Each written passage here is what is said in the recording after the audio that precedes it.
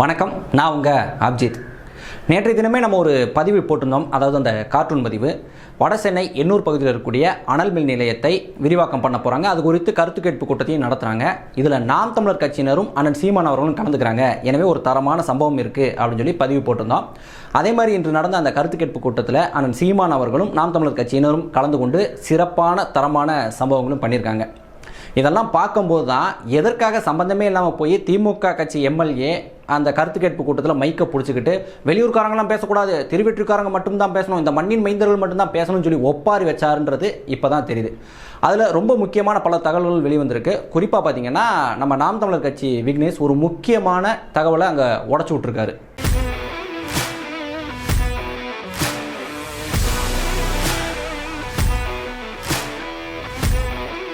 எந்த அறிக்கையின் அடிப்படையில் இந்த அனல் மின் நிலையத்தை விரிவாக்கம் செய்யணும் அப்படின்னு சொல்லி நினைக்கிறீங்களோ, எந்த அறிக்கையின் அடிப்படையில் இந்த கருத்து கேட்பு கூட்டத்தையே நடத்துறீங்களோ, அந்த என்விரான்மெண்டல் இம்பேக்ட் அசஸ்மெண்ட் அறிக்கையே காலாவதியானது அப்படின்றத தரவுகளின் அடிப்படையில் நம்ம நாம் தமிழர் கட்சி விக்னேஷ் அவர்கள் அந்த கூட்டத்தில் எடுத்து முன் வச்சிருக்காரு. அதை நீங்களே பாருங்க. பேஸ்லைன் டேட்டா சுருக்கமா பேசுங்க ஐயா தம்பி.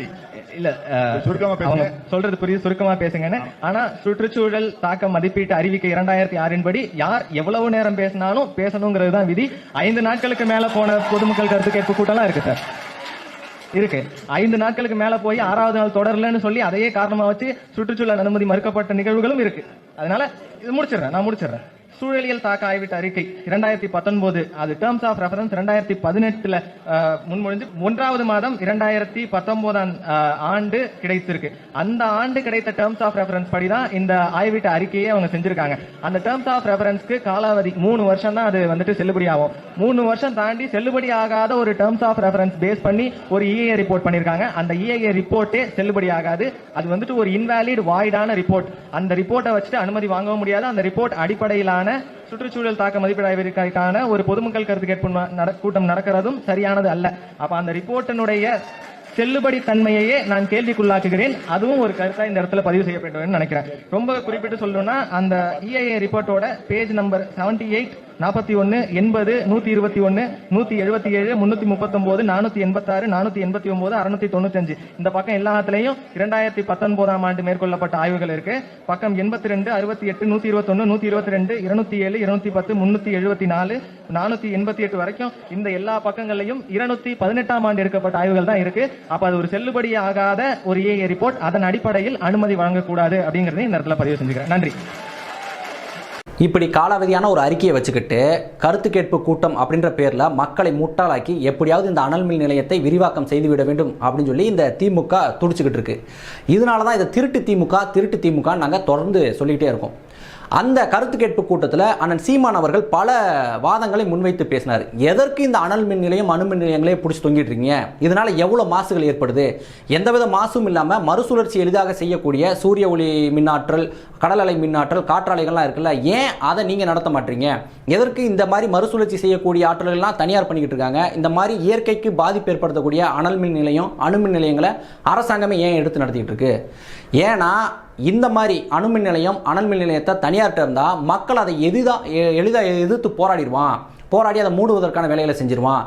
அதனால தான் அந்த மறுசுழற்சி செய்யக்கூடிய பாதுகாப்பானதை பூரா தனியார்ட்ட கொடுத்துட்டு இந்த ஆபத்தானதை பூரா அரசாங்கமே நடத்திக்கிட்டு இருக்கு அப்படின்னு சொல்லி ஒரு மிக துல்லியமான ஒரு வாதத்தை வைத்துக்கிட்டு இருக்காங்க. இந்த மாதிரி அனல் மின் நிலையங்கள் நடத்துவது, அதை தொடர்ந்து விரிவுபடுத்துவது, இதன் மூலமாக இன்னொரு லாபமும் இந்த அரசியல்வாதிகளுக்கு இருக்கு. இந்த மாதிரி அனல் மின் நிலையங்கள் இருந்தால் மட்டும்தான் அதானி கிட்ட இருந்து இவங்க நிலக்கரியை இறக்குமதி செய்ய முடியும். அதானி கிட்ட இருந்து இந்த அரசியல்வாதிகள் நிலக்கரியை இறக்குமதி செய்தால் மட்டும்தான் அதானி இந்த அரசியல்வாதிகளுக்கு கமிஷன் கொடுப்பான். அந்த எச்ச கமிஷன் பணத்துக்காகத்தான் இங்கு மக்கள் நாசமானாலும் பரவாயில்ல, இந்த மண்ணு நாசமானாலும் பரவாயில்லன்னு சொல்லி இந்த இயற்கைக்கு எதிரான இந்த அனல் மின் நிலையம், இந்த அணு மின் நிலையம் போன்றவற்றை இந்த அரசியல்வாதிகள், இந்த அரசாங்கங்கள் தொடர்ந்து நடத்திக்கிட்டே இருக்கு. இந்த அனல் மின் நிலையங்களுக்கு நிலக்கரியை விற்கக்கூடிய அதே அதானி தான் கமுதியில் மிகப்பெரிய பரப்பளவில் சூரிய ஒளி மின்சார உற்பத்தி நிலையத்தையும் அமைச்சிருக்காரு. இந்த அதானி போட்டக்கூடிய இந்த சோலார் பவர் பிளான்ட்டை இந்த அரசாங்கத்தால் போட முடியாதா? அரசாங்கத்துக்கிட்ட பணம் இல்லையா? பணம் இருக்கு, போட முடியும். இருந்தாலும் போட மாட்டார்கள். ஏன்னா அதானி கிட்ட இருந்து அதிக விலை கொடுத்து மின்சாரத்தை வாங்கினால் மட்டும்தான் அதானி இந்த அரசியல்வாதிகளுக்கு கமிஷன் கொடுப்பாப்ல. அது திமுக அரசு, அதிமுக அரசுன்னு கிடையாது. எந்த அரசாங்கம் வந்தாலும் அதானியிடம் அதிக விலை கொடுத்து தான் மின்சாரத்தை வாங்குவாங்க. அதானி கிட்ட இருந்து மின்சாரத்தை வாங்குவதற்கு பதிலாக அரசாங்கமே, தமிழ்நாடு அரசே இந்த சூரிய ஒளி மின்சாரத்தை உற்பத்தி பண்ணால் அரசாங்கத்துக்கும் அது மூலமாக ஒரு நல்ல வருமானம் வரும், மக்களுக்கும் நியாயமான விலையில் மின்சாரம் கிடைக்கும் இல்லையா? இருந்தாலும் அதை செய்ய மாட்டாங்க. ஒரு புறம் பார்த்தீங்கன்னா கேரளாவில் இருந்து கழிவுகளை கொட்டி நம்ம தமிழ்நாட்டு மண்ணை நாசம் பண்ணிக்கிட்டு இருக்காங்க. இன்னொரு புறம் இந்த தமிழ்நாடு அரசே இந்த சுரங்கங்களுக்கு வந்து டெண்டர் கொடுக்கறது, இந்த அனல் மின் நிலையங்கள், அணு மின் நிலையங்கள் இது போன்றவர்களை விரிவாக்கம் செய்வது, இதன் மூலமாக இந்த தமிழக மண்ணை நாசம் பண்ணிட்டு இருக்காங்க. ஏதாவது ஒரு வழியில் அந்த தமிழ்நாடை சுடுகாடு ஆக்கிவிட வேண்டும் அப்படின்றதுல இந்த தேசிய கட்சிகளும் சரி, இந்த கம்யூனிஸ்ட் கட்சிகளும் சரி, இங்கே இருக்கக்கூடிய திராவிட கட்சிகளும் சரி ஒற்றுமையாக செயல்படுறாங்க அப்படின்றது இதன் மூலமே தெல்ல தெளிவாக தெரியுது.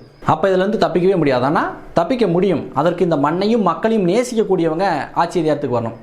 இந்த கருத்து கேட்பு கூட்டத்திலே கூட திமுக எம்எல்ஏ என்ன பண்ணாப்ல, திருவெற்றிக்காரங்க மட்டும்தான் பேசணும், மற்ற யாரும் பேசக்கூடாது அப்படின்னு சொல்லி எதுக்கு சொல்கிறாங்க? திருவெற்றியூர்காரங்க அப்படின்ற பேரில் திமுக அல்லக்கைகளை 200 ரூபா கொடுத்து கூட்டு வந்து உட்கார வச்சுருப்பாங்க. அந்த அல்லக்கைகள்கிட்ட போய் கேள்வி கேட்டோம்னா, ஆமாங்க அனல் மின் நிலையத்தை விரிவாக்கம் பண்ணணும், அப்போ தான் எங்களுக்கு வேலை கிடைக்கும், அப்போ தான் எங்களுக்கு மின்சாரம் கிடைக்கும், அந்த சாம்பலை எங்கள் மூஞ்சில் விழுகும்போது எங்களுக்கு ரொம்ப சந்தோஷமாக இருக்கும் அப்படின்னு சொல்லி பைத்தியக்காரத்தனமாக பேசுவாங்க. இவங்களும் மக்கள்கிட்ட நாங்கள் கருத்து கேட்டோம் அப்படின்னு சொல்லி கணக்கு காட்டிட்டு அவங்க அந்த விரிவாக்க திட்டத்தை செயல்படுத்த ஆரம்பிச்சிருப்பாங்க. அதில் விக்னேஷ் சொல்கிறார் இல்லையா, இந்த அறிக்கையை வந்து எக்ஸ்பைரி ஆயிடுச்சுங்க, இதை வச்சுக்கிட்டு என்னங்க பண்ணிட்டு இருக்குன்னு கேள்வி கேட்குறாருல. அந்த அறிக்கை எக்ஸ்பைரி ஆயிடுச்சு அப்படின்றது அங்கே இருக்கக்கூடிய அரசு அதிகாரிகளுக்கு தெரியாதா, இல்லை அங்கே இருக்கக்கூடிய அரசியல்வாதிகளுக்கு தெரியாதா? எல்லோருக்கும் தெரியும். தெரிந்தாலும் இவர்கள் இந்த மண்ணையும் மக்களையும் நாசமாக்குறதுக்கு எந்த திட்டத்தையும் செயல்படுத்துவார்கள் அப்படின்றதுக்கு இதெல்லாம் உதாரணம். கேட்டால் வந்து மக்களுக்கு வேலை கிடைக்கும், மக்களுக்கு மின்சாரம் கிடைக்கும் அப்படின்றாங்க. அங்கே இன்னைக்கு இருக்குல்ல அணு உலை, அதில் எவ்வளோ பேர் தமிழர்களுக்கு வேலை வாய்ப்பு கிடைச்சிருக்கு, எத்தனை பிறமொழியாளர்கள் வேலை பார்த்துட்டு இருக்காங்க, போய் கணக்கெடுப்போமா? எப்படி பார்த்தாலும் பிறமொழியாளர் தான் அங்கே அதிகமாக வேலை பார்த்துட்டு இருப்பான். அதே போல் அங்கே உற்பத்தி செய்யப்படக்கூடிய மின்சாரம் இவர் சொன்ன மாதிரி திருவெற்றிக்காரங்களுக்கு மட்டும்தான் கொடுக்கப்படுதா, இல்லை தமிழ்நாட்டுக்கு மட்டும்தான் கொடுக்கப்படுதா? நீங்கள் என்றைக்கே கொண்டு போய் உதய மின் திட்டத்தில் போய் கனெக்ட் பண்ணிட்டீங்க, அவங்க உற்பத்தி பண்ணுறதுல எல்லாருக்கும் பிரித்து கொடுத்துக்கிட்டு தான் இருக்கேன். அப்புறம் தமிழ்நாட்டுக்கு மட்டும்தான் அந்த மின்சாரம் கொடுக்குற மாதிரி எதுக்கு காதில் பூசு ஊற்றுறீங்க? மற்ற மாநிலங்களுக்கு மின்சாரம் தேவைன்னா அந்த மாநிலத்தில் இந்த மாதிரி அனல் மின் நிலையத்தை கட்டிட்டு போகிறான். இப்போ கேரளாவுக்கு அணுமின் நிலையம் வரக்கூடாதுன்னு சொல்லி தானே வெளியே அனுப்பிவிட்டாங்க. அந்த அணுமின் நிலையத்தை தான் நீங்கள் நம்ம தூக்கி சுமந்துக்கிட்டு இருக்கோம். மற்ற மாநிலங்கள் நம்மளை சுற்றி இருக்கக்கூடிய எல்லா மாநிலமும் அவன் அந்த மாநிலத்தினுடைய மண்ணின் மைந்த நாள்றதுனால அந்த மண்ணின் நிலத்தை பாதுகாக்கணும்னு நினச்சிக்கிட்டு இருக்கான். ஆனால் இங்கே திராவிடம் ஆண்டுகிட்டு இருக்கனால எக்கேடு கட்டு நாசமாக போனால் என்ன, நம்மளுக்கு வருமானம் வந்தால் போதுன்றதுக்காக இந்த மாதிரி மோசமான திட்டத்தை மேலும் மேலும் விரிவடைச்சு செஞ்சுக்கிட்டே இருக்காங்க. இதை வந்து இனியாவது மக்கள் உணர்ந்து கொண்டு யார் இந்த மண்ணுக்கு உண்மையாக போராடக்கூடியவங்க அப்படின்றதெல்லாம் பார்த்து அவர்களை வாக்கு செலுத்தி ஆட்சி அதிகாரத்தை அவங்ககிட்ட ஒப்படைக்கணும். இல்லை நான் 200 ரூபாய்க்கு தான் ஓட்டு போடுவேன், அவன் தேர்தல் நேரத்தில் கொடுக்குற காசுக்கு தான் ஓட்டு போடுவேன், நான் பரம்பரை பெருமை பேசிக்கிட்டு தான் நான் ஓட்டு போடுவேன் அப்படின்னா கெட்டு நாசமாக போகிறத யாரும் வந்து தடுக்க முடியாது. இந்த வீடியோ சம்பந்தமான உங்களுடைய கருத்துக்களை கமெண்ட்டில் தெரிவிங்க. என்னால் முடிஞ்ச பதில்களை நான் சொல்கிறேன். வீழ்வது நாமாயினும் ஆள்வது தமிழாகட்டும். நன்றி.